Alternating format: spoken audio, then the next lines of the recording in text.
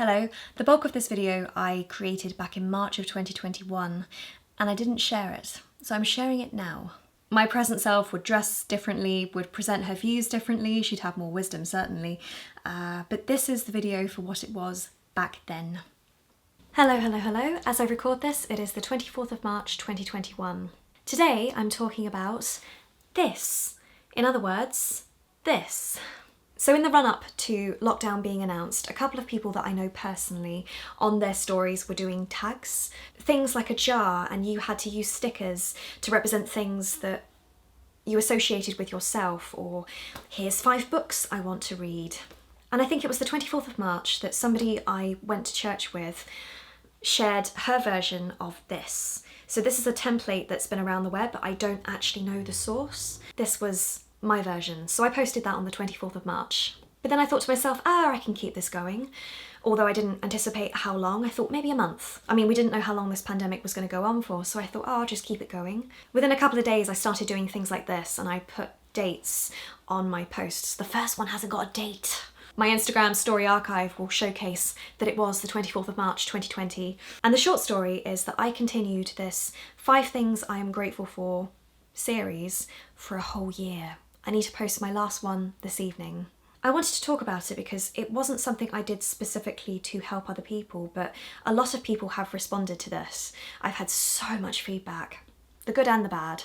So I say this a lot, I am not a negative person, I'm just a realist, and my experiences reinforce how I feel, and how I feel is valid. I am often vocal about the good and the bad things, and because of that I get this label.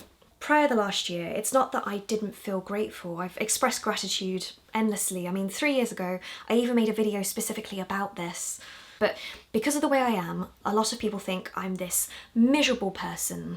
Not that I've had to do this to prove to people that I do think of more than what I actually say, but I do think it has showcased a side of me that people have not been aware of. That all being said, the idea of doing grateful things has come up in the past. I know some people over the years have recommended it to me, just writing down even 3 things that you're grateful for in a day or a week. And I haven't found it helpful, I found it irritating. In my brain there's things to be grateful for all the time, and there are times where you take them for granted. So for example, roof over your head, water, living in a relatively safe country. There's so many things that are on the daily gratitude list. So I have acknowledged that aspect of gratitude in the past, but in regards to this series, as I went on, I tried to find things that weren't the obvious or weren't the consistent. So of course I'm grateful for water every day, but I didn't put it on my list every day. I tried to be more specific or really think about things I was grateful for, almost tailoring it to my day specifically. Not right at the beginning, because obviously I hadn't done anything at that point, so there was so much to be grateful for every day, but especially after a month or so of doing it solidly, I hit not brick walls as such, but being confined to my flat, not going to work, being in a pandemic. It did get tough.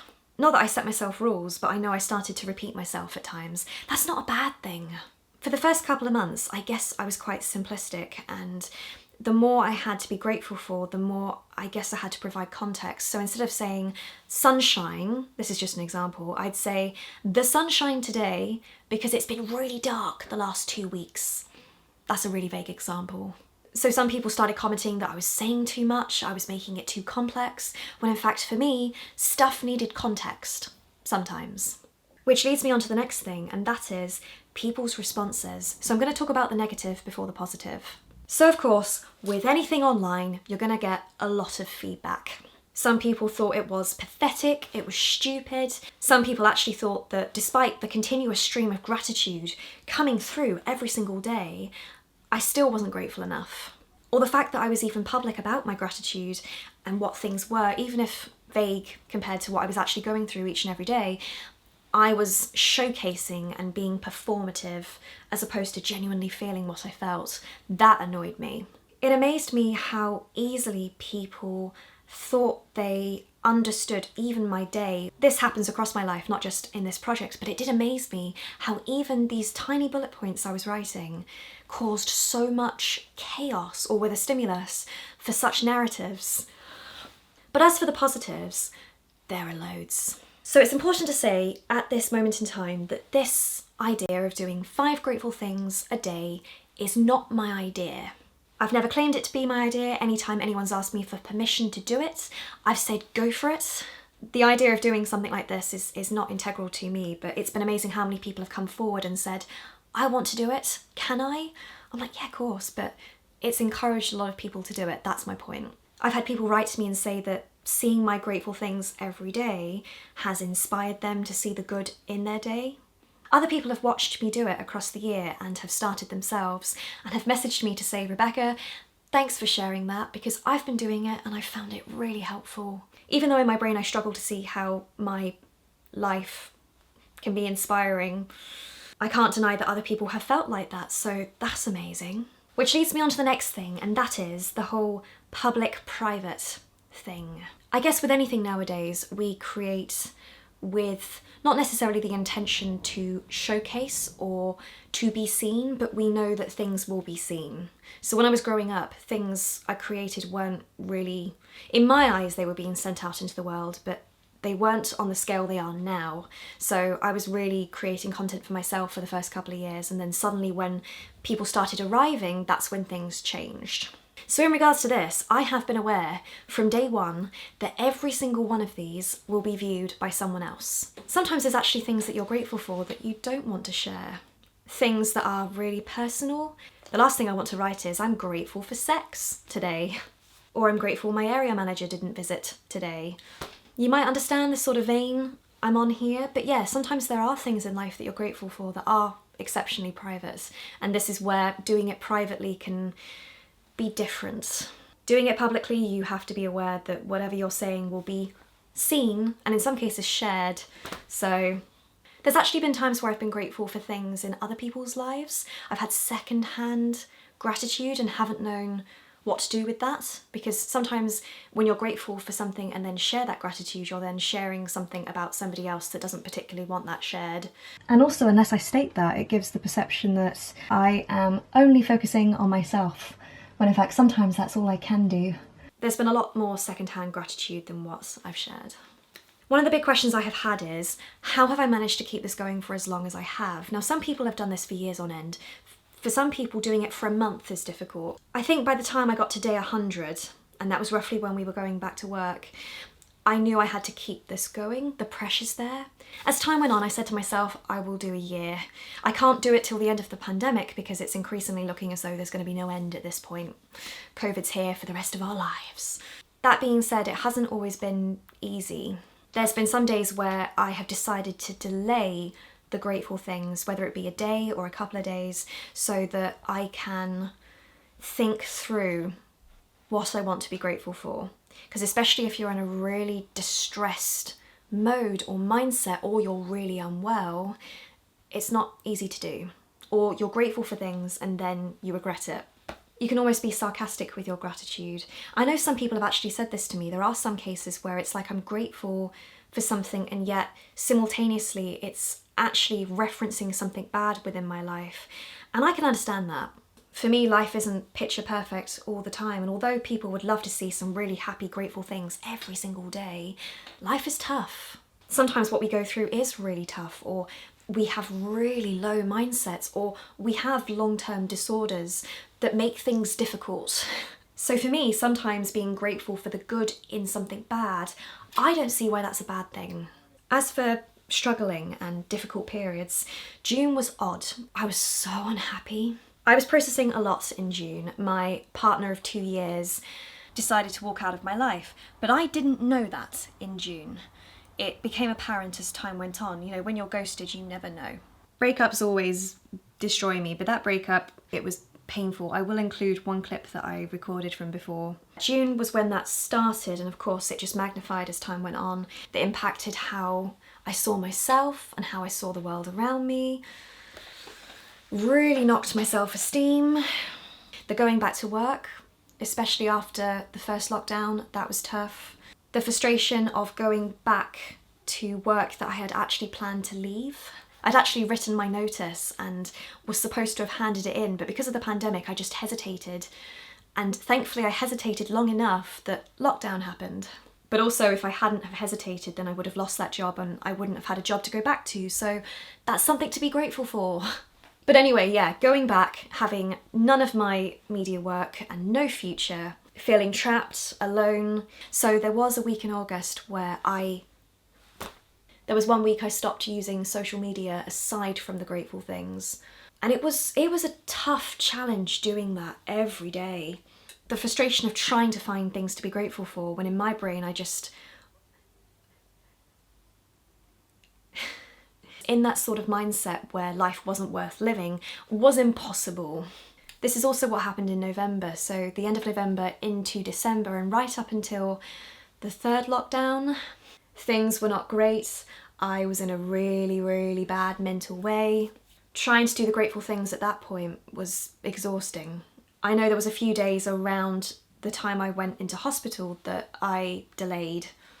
Sometimes actually the things you're grateful for can then spur on more questions, which is irritating. Or sometimes the very fact that you even reference things makes people concerned or provokes response. It wasn't that I was being vague, I was just doing my series, but because of some of the things I was grateful for, people wanted to communicate or give their 2 cents in some cases. And I realised this is something that's come up a few times in this video, the fact that people have engaged so much with it, how that's influenced me as I've been doing it, and it's something to take into account. This is something you wouldn't have to deal with if you did it privately, of course, unless you showed everybody at the end, perhaps. But anyway, those 2 or 3 periods were the toughest. The last 3 months have been easier. There's been a few moments where I've struggled, but not to the same extent as August and November. It was kind of strange actually when we got to the 3rd lockdown. So for me, I didn't get a 2nd lockdown. I worked through the 2nd. So for me, the 3rd lockdown is my 2nd. And there was this moment where I thought to myself, golly, it really does feel like deja vu, doing the grateful things whilst being in lockdown. Am I going to run out of ideas? Evidently not, but it did occur to me. And that leads me on to the next thing. And that is that there's always something to be grateful for. I think I touched base on this earlier in this video, that there's always like the main things that are in the background of our lives every day. There are some really basic things to be grateful for, no matter what happens. But if we just step up a notch from that, things that pertain specifically to us as individuals, sometimes it can feel like there isn't anything to be grateful for. Sometimes it's actually felt hard to be grateful for things because it's almost as though in my life when I recognise good, that good is somehow destroyed or taken away from me. I might have said this already in this video. So in me saying grateful for something, like my glasses, I was grateful for my glasses and then I broke them. It's almost like you're being punished for being grateful for something, although you're not, it's just life. I'm still upset by those glasses. Or there isn't anything good happening right now, or there's nothing to smile about. That's another way that I think myself and others have looked at this. It's not just gratitude, it's the good things in our day. 5 things that were good today, as opposed to 5 things I am grateful for today. It's not that you have to have something big or drastic happen every single day. It's just seeing the good in the small things, or seeing good in any small thing that happens. So yeah, if someone smiles at you, if someone says thank you, like working in retail, for somebody to actually acknowledge that you're a human being and say please or say thank you is huge. I'm sure I wrote that a few times, you know, being treated like a human being is something to be grateful for. Going back to what I said earlier, that is an example. That's an example of being grateful for something that is actually, I guess, something sad or bad. The fact that I have to be grateful for something like that, but I am grateful for something like that, so I'm gonna put it. Let's really narrow it down. So the ripples in the water, or seeing 2 swans together. This sounds like I'm about to burst into song, but these are actual things that you start to notice when you really have to rack your brain. Grateful for the squirrels in the park. Grateful for my glasses. Grateful that the shops are open. I'm grateful for the clouds today. There is always something to be grateful for, no matter how small. Am I grateful I did this series? Yes. Not that I proved myself wrong as such, but I know my younger self wouldn't have been able to have done something like this or maintained it in this way. Okay, here we go, last one.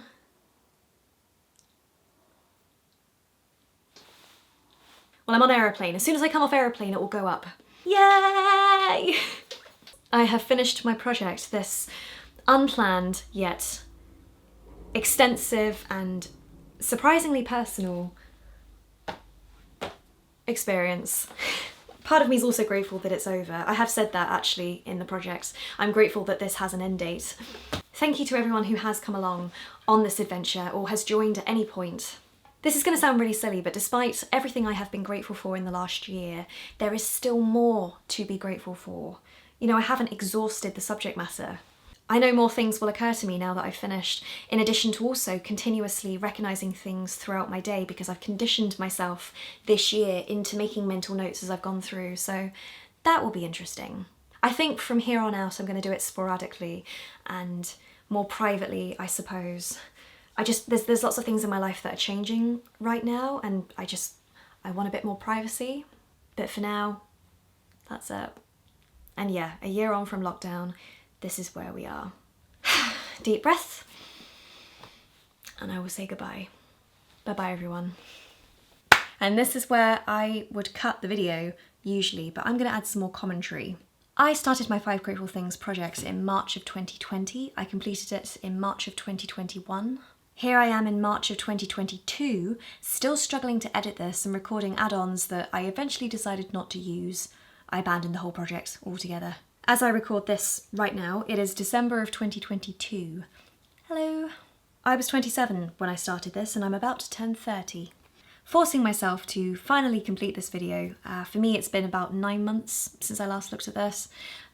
With all this added distance from the project's completion, has also given me time to reflect, more perspective, also allowed me to be harsher with the editing. I did cut out a lot. I've actually lost the section where I talked about how I tried to be creative, putting the 5 grateful things amongst things.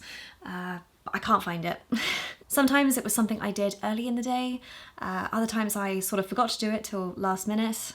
Sometimes I took specific photos, other times I just worked it into whatever photos I took that day, but I tried to be creative.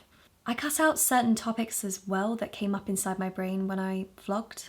Older Rebecca has different thoughts. I cut out a chunk about hate forums, and that was a form of response that I had, you know, obsessing over my project every day and how that influenced me. I cut out the bit about mum's cancer. Unless you go through all of those posts, you might not even pick up on some of the things that I'm referencing, including mum's cancer. So mum was diagnosed September of 2020. Didn't tell the world at the time, that took a while, but I went back and redid the grateful things on those days. But she had an operation in November of 2020 and by 2021 was cancer-free. Stuff like that can impact you as a human being. My mum's cancer hit me hard. You can't really verbalise that.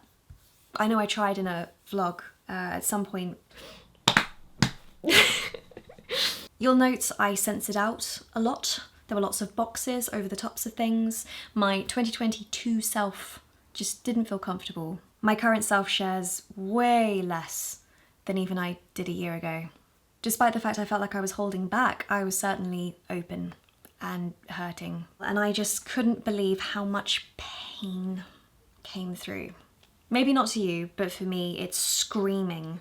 I did have a breakdown at the end of November into December of 2020, and I'm surprised it didn't happen earlier. I'm surprised I went the amount of years that I did without reaching that point again. That lockdown, I think, saved me.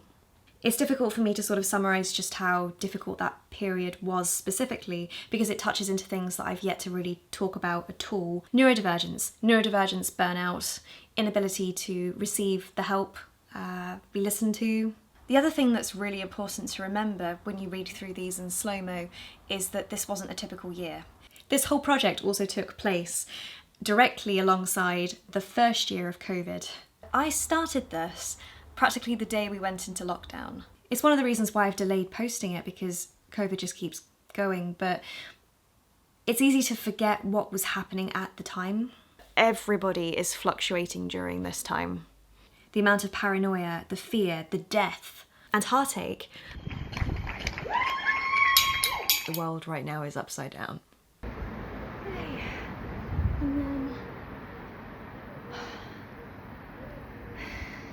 There were 9 days where I didn't leave this flat because I was terrified of touching my front door. Like, that level of fear. There's things that I was going through that I couldn't really verbalise, couldn't talk about at the time because I didn't even know what was happening. The fear of not knowing where the money's coming from, or whether or not you're going to be able to get another job, or whether or not you're going back to a job. There were periods where I didn't know if I would get paid. I mean, the financial insecurity has been a bit much. I was suffocating, I was alone. I went what felt like months without physical touch, and that does stuff to your brain. In general, I just feel like a walking zombie. I was overworking. I mean, I'm still overworking now. It's not that I have changed, I'm not overworking. It's that the type of work I was doing was different and the income was much lower. I come home and I'm whacked out, emotionally, physically, mentally. I didn't have medication for my migraines until 2020. The amount of times I mentioned migraines in those grateful things. In 2022, so far, I've had more than 70 migraines. Like, it's huge for me. And mental health, I just had no idea if I was coming or going. And this was already after struggling already before COVID. In February of 2020, I sat here talking about life and how I was struggling, and that was just before COVID hit. It was a bad time. And this isn't even me talking about COVID itself, really. This year, a ton of extra bad stuff has happened. But as for 2020 overall, it is one of the darker years in my life in a complicated way, because I've had some dark periods, but the older you get, the more experience you have. You look back at yourself and you're like, that's not as dark as I thought it was. But it was dark at the time, but what you deal with evolves, or you just deal with more. What's the phrase? It can't get any worse. It can. Something frustrating with this is that hindsight is a wonderful thing, and so sitting here today, I can look back at that project and feel different things in regards to what I was dealing with back then. I understand it better, but also I know that after this project finished, things started to get better. I feel as though my life took a massive turn in the summer of 2021. I don't wish that I'd continued it on because I had to stop when I did. Absolutely. This was a specific moment in time, March to March. It didn't include the context, it hasn't included everything since, but it's not representational of an entire life. It's 1 year. Things are a lot better now. As I said, I'm grateful I did this. I am. Not only because it's shown myself in a very difficult year, like the amount of resilience I had. No one came to pick me up, no one saved the day. Everything was me, just trying. I would say I was surviving. I wouldn't even say I was living. I was just getting through. I just want to give my younger self a hug. I am grateful I did this. I learned a lot about myself. I feel it documented a very painful part of my life. It's an interesting time capsule to look at. I know this project has helped a lot of people, and lots of people have said that it just showed that they're not alone, but if it has helped anyone, then fantastic. You're not alone. There are times when life sucks and it doesn't feel like there's anything to wake up for in the morning. You just wish you could put your life on pause or go to sleep and wake up and the sun be out. But that's not the case. You just have to keep fighting through, and you can do it. Just look after yourselves and do the best that you can. Things I'm grateful for today. It is the 1st of December 2022. I am grateful for my family. I'm grateful that I still have both my parents. I am grateful I'm alive. I am grateful that I'm going to reach my 30th birthday. And finally, I'm grateful for the path that I've had, because I wouldn't be where I am today without it. My goodness. And this is where I'm going to stop. Bye-bye, everyone.